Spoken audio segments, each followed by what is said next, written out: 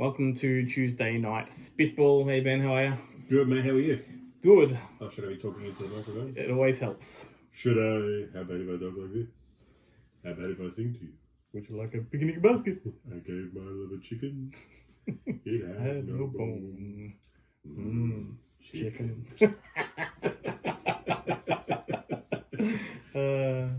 Great stuff.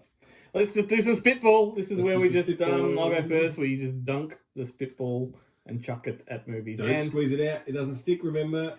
We're not going to film the actual throw, which we normally do, because my camera is not working properly tonight. So we're just we're going to do that. Oh, so wow. that's From Paris with Love. I think you've mentioned this. And you know what? Before. That's landed on another paper slipcase, so I'm going to just quickly move it. Yeek. There we go. And I can use this again. Yeah, there we go. Yeah, that's a forced video release from Paris with Love. Is it? Oh no, it's not. It's a Sony release. It's a Sony release, but the logo on that looks like slate force. is like force. Yeah, I really enjoyed that movie. I've only seen it the once when I first purchased the DVD. Have you seen it? I can't remember what's it about. It's produced by Luc Besson, so it's that flavour of Transporter style of action where it's fast and stylish. Okay. I love Luc Besson produced movies, like more than his directed films. Oh, I wouldn't go that far. I do like District 13, B13 and stuff like that, which he produced. Did he produce District 13? Yeah, I'm pretty sure. Almost positive he did. Okay. I would look it up, but you're using my camera to film yourself. Excellent. Well, I'd say it's more in line with the Transporter and maybe Danny the Dog / Unleashed. John Travolta and Jonathan Rhys-Meyers, I believe, in that one. Okay. It's a typical hitman kind of movie where they're just in a car driving around making hits. Making hits, right? Yeah. Does John Travolta have awkward facial / neck tattoos and he can't play a hard man? He either needs to You are in the right vicinity. Yeah. You may have seen Killing Season with Robert De Niro. Yeah, and Taking a Pelham 1, 2, 3, and you're like, come on, dude! Like, do you have to look so obviously like a villain? Like, yeah, well, it's long gone are the days where if you've got a tattoo, you're a bad guy. Like everyone has tattoos now, so is this?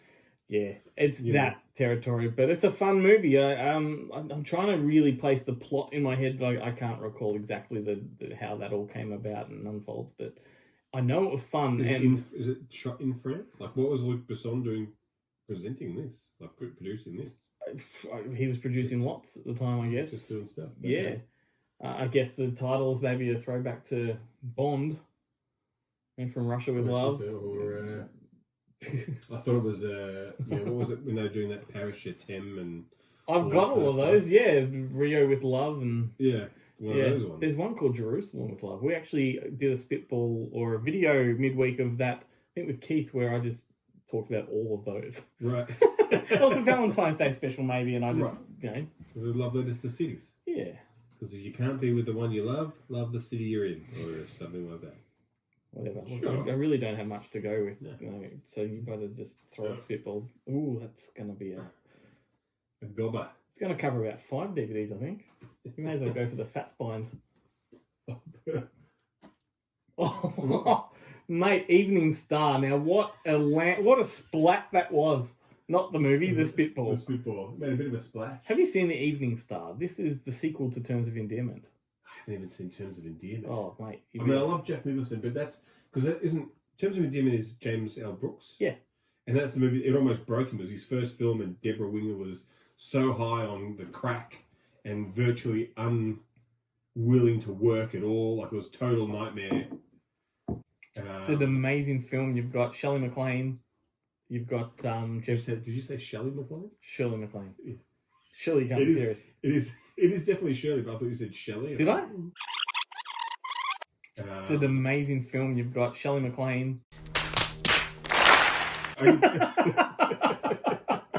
did say I thought you said. And Jeff Daniels.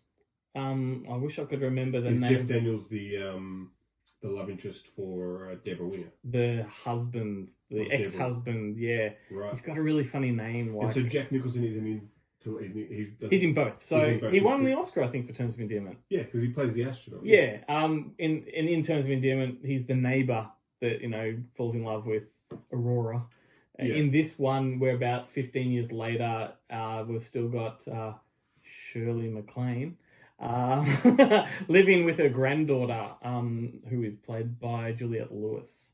Okay. And Jack Nicholson just plays a really token cameo in this one. Right. Yeah. But I guess they didn't want to bring Deborah Winger. She doesn't die at the end of. Does she? Yeah. So they kill her off. I wonder if she was originally supposed to die. She was like, we've just changed the last scene, Deborah, so we never have to work together ever again. Terms of Endearment is all about a woman that gets cancer and her mother has to look after her to death, and then look after the kids afterwards. And right. Yeah. Okay. Oh, I see. And I haven't seen it, mate. So I can never get through that film without a box of tissues for the eyes. That's a tough wank right there.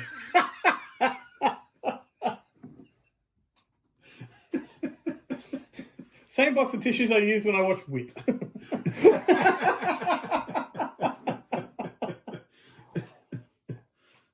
I'm just going to do another spitball. Let's go for it, mate. Going to use the same one.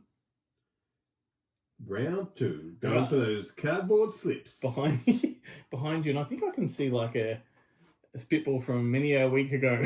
Avoid nerds. Oh, you tried to get nerds. Another slipcase. You want to grab it? It's on the Rocky Horror slipcase. Which one? That's okay. Which one do you want to talk about? There's three. There's three there. Robot and Frank.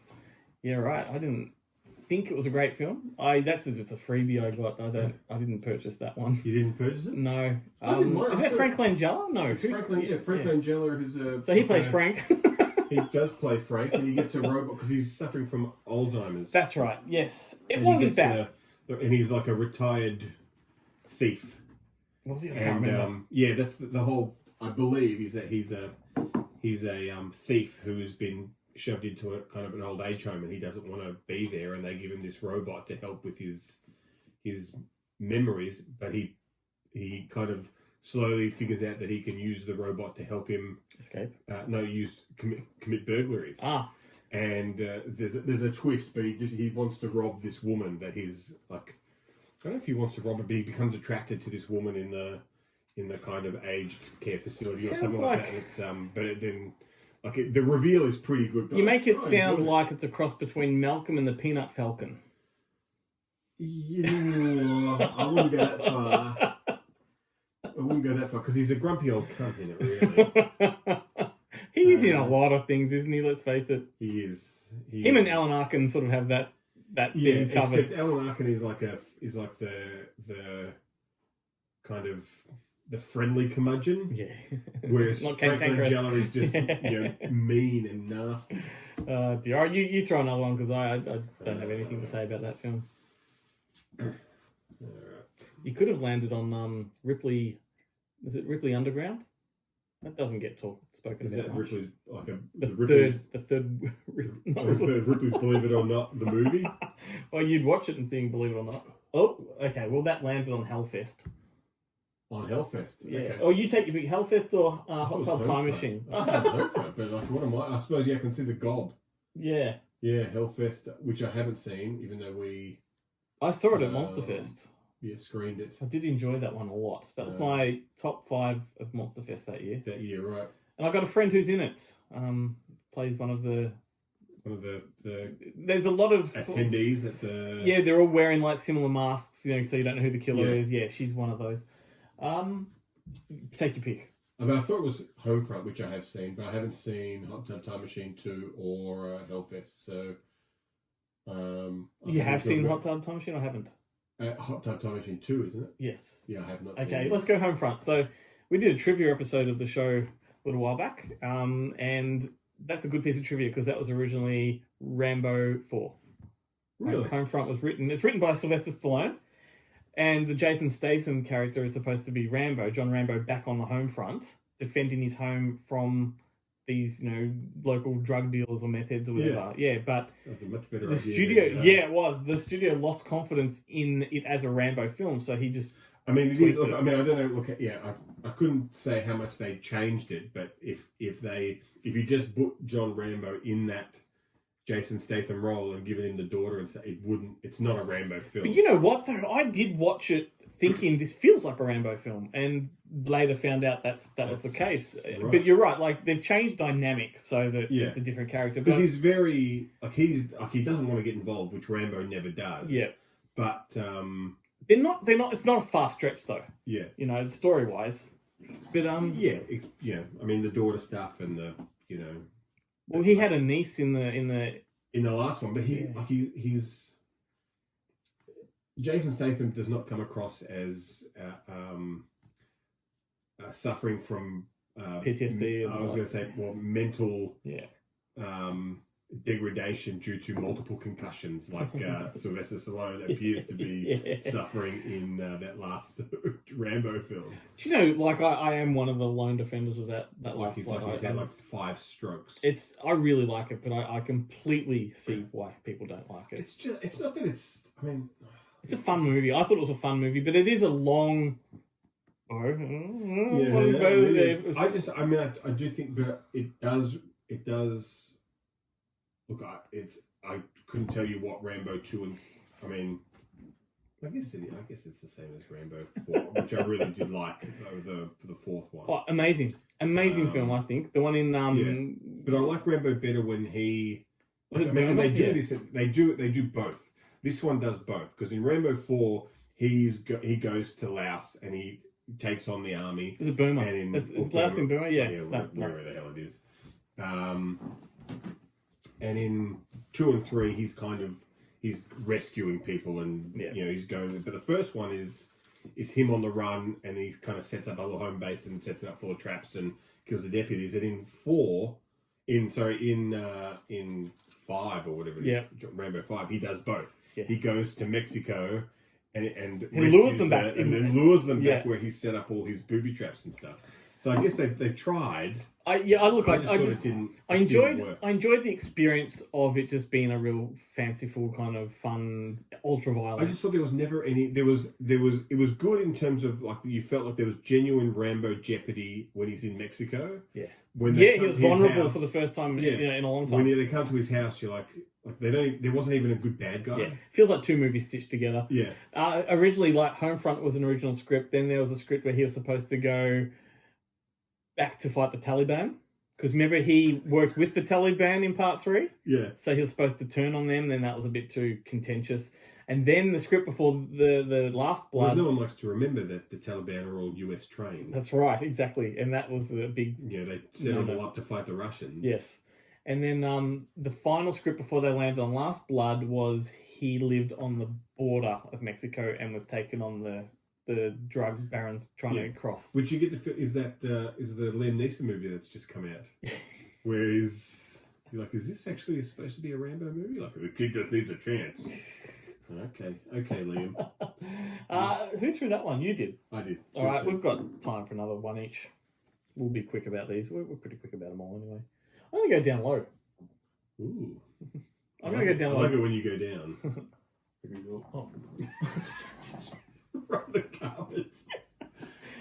Literally the wall. It's a wall of DVDs, and you miss the wall altogether.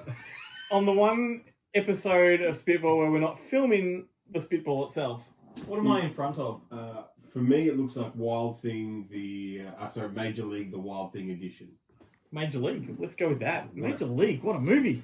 What a corker of a baseball film. It is great. That had like Dennis Haysbert in it before he became famous. Before he became huge, yeah. Dennis Haysbert. Yeah, Wesley Snipes before he was a household name. I guess I feel like he almost, because he'd already done things like Wildcats and stuff, but I guess this was his...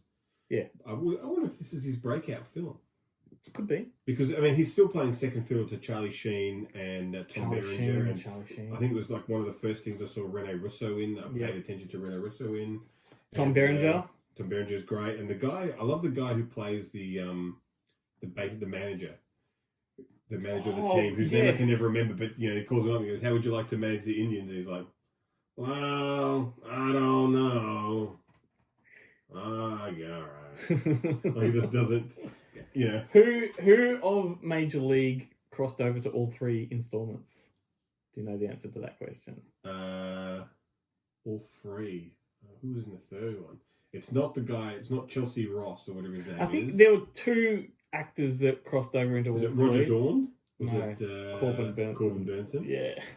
Uh, And Major League That's 3 the- back to the he's- minors with what's his name from NCIS, Scott Bakula. Scott Bakula. Is it Corbin Burnson? Yeah. Yeah, but his character's name's Oh, Roger there, Dawn. yes. Yeah. Yes. And he's like, I got bad knees. Dawn.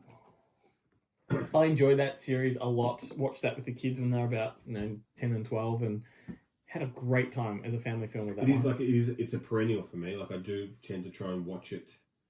Do you like number 2? Once every couple of years.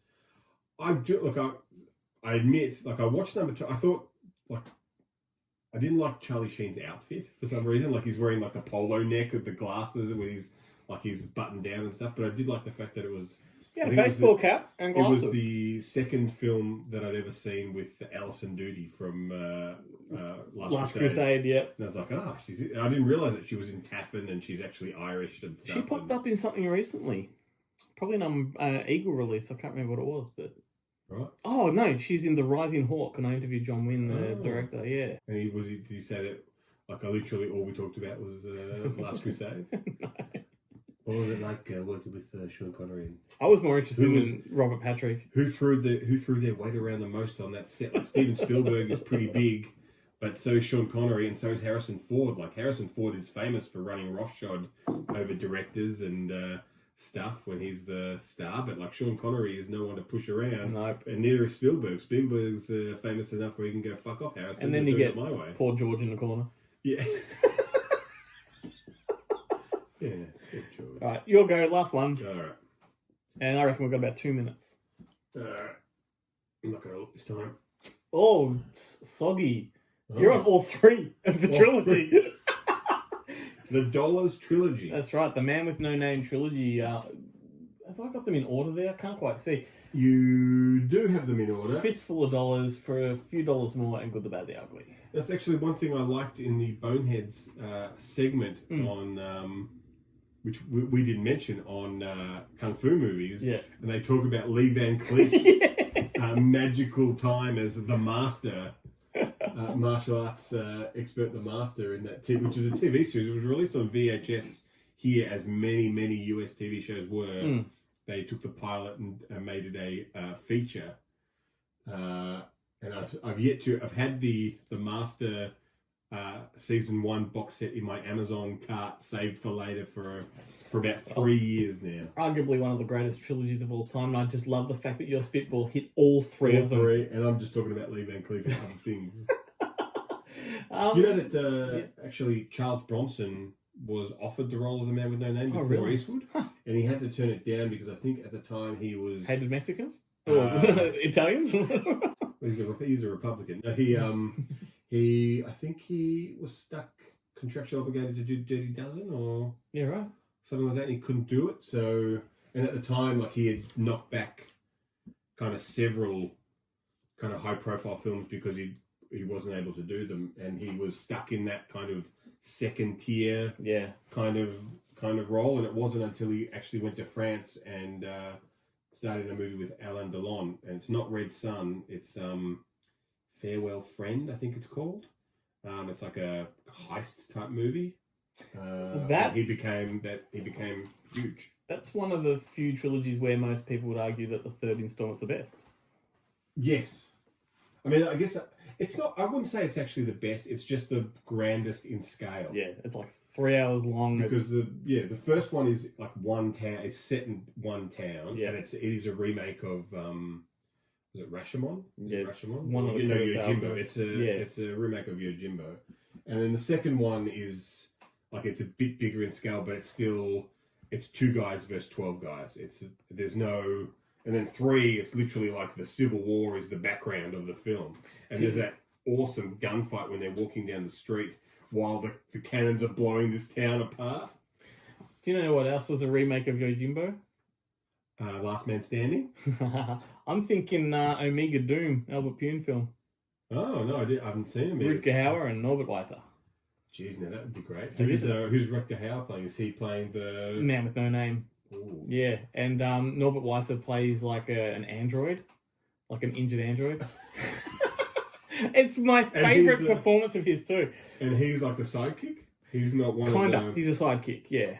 So who are the two families that they're playing off against each other? Or the two. They're gangs in the town. Right. Yeah. But they're like cyberpunk gangs, so they're wearing trench coats and Matrix style glasses, and Awesome. it is a very cool movie. It sounds awesome. Which Albert considered to be the third piece in his Cyborg trilogy. So he has Cyborg Knights with Lance Henriksen and Chris Christopherson, and then Right. Omega Doom, and that was supposed to be his trilogy. Have you screened all three together for the public? Well, Albert at one point in time was doing director's cuts of all these, and we were going to screen the director's cuts because he was going to somehow join them. Right. Because apparently in the original cuts they were joined. Right. In reference to the world they live in, not the characters themselves. And one of them got made. Actually, I think they both got made, and we just never got around to cutting them. And his director's cuts are very dark and grainy because he only has poor VHS copies to go off. Yeah, right. What about what was that Billy Blank's movie T-2000 or whatever it was, where he looks like he's got the silver Ray-Ban glasses on the cover, and he looks exactly like the bad guy in Cyborg. Yeah, that's right. Cool. That was except he doesn't have the dreadlocks. I think that was Vincent Klim was the bad guy in Cyborg. Appeared in many Albert Pune films. He's a New Zealand actor. Of course he is. Yeah. Anyway, well done. Another Spitball. All right. Ciao. I'm looking over here. The camera's over there. There's literally no camera there at all. Or what am I looking at? I'm not looking at you. I'm looking at Chucky. Thanks. Yes, I do want to play.